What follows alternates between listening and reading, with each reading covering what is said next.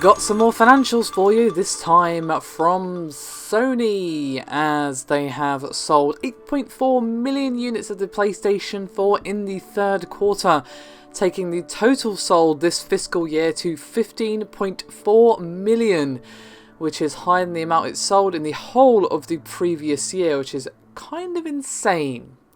14.8 million units of the console were sold in the fiscal year ending March 2015, as I of course covered in a previous video, but Sony has already breezed past that by more than 600,000 units. Now, a lot of that does come down to the strong third quarter in which they sold 8.4 million PS4s, which, as I said, is 2 million more than the same quarter last year.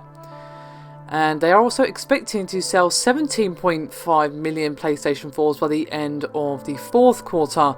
And at the start of the year, they did of course confirm that lifetime sales were approaching an impressive 36 million units. The Game and Network Services division for Sony earned $4.89 billion in revenue, which is up 10.5% year on year. Operating income improved by an even wider margin, which is up 45% to $335 million, and around $2.7 billion of the revenue came from hardware, with $1.3 billion attributed to network and the remainder categorized as others. Now, of course, that was helped along by higher software sales. They were also helped by the absence of the write-down of PS4 and PS TV components it took in the quarter last year. You may remember they officially sort of wrote down and kind of wound down those productions last year, and obviously that cost them money, but now they're feeling the benefits.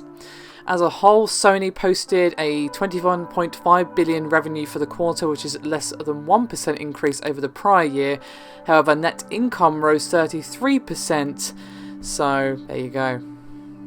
Overall, things looking fairly positive for Sony, and hopefully we'll get some results for the Xbox One sometime soon, but Microsoft do seem to be a little cagey with their results. Sadly, the closest we have to any figures regarding as to how well the Xbox One is doing is some comments from EA, or rather from the CFO Blake Jorgensen, who during their Q3 earnings report gave us the closest thing we have to official sales numbers for Microsoft Console.